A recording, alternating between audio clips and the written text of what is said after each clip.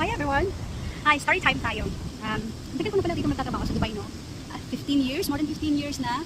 And then, yun, nakailang bakasyon na ako sa Pilipinas. Twice. Dalawang beses pa lang ako Is it? Am I 15? Oo, tama, 15 years na. And then, dalawang beses pa lang ako nakabakasyon sa Pilipinas.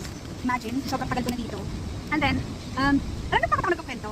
Kasi very first time, alam niyo naman yung mga nakikita nyo yung pinopost ko na fashion, inspo, fashion style, hindi ako nag-i-splurge sa luxury eh. Hindi ako maano sa, alam mo yun, parang sa fashion hindi ako masyadong nag-i-splurge ng something na wala naman ako masyadong pinupuntahan, like anywhere lang. So, kung ano lang yung meron akong bag, kung ano yung meron akong damit, I don't mind. Pero kung meron akong mga natitrip na mga very affordable na luxury fashion things, ano na yun, ibang usapan na yun. And then, I mean, when it comes to expenses naman kasi hindi naman ibig sabihin na hindi ako nag-i-splurge talaga ng sobrang mahal. Kaya sabi ko, this time iba naman yung nangyayari sa atin.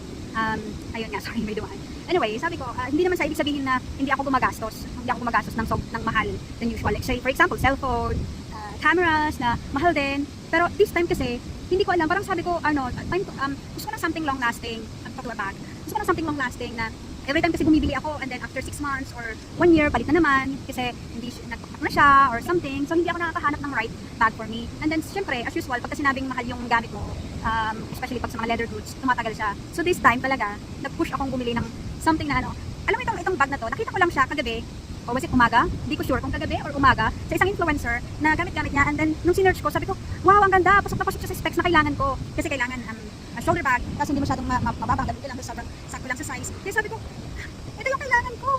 Kaya ayun na nga, ito na nga ang nabili ko. Tcharan! Gosh! So ayun, ito na siya. Ito na siya. So ayun guys, deserve natin to.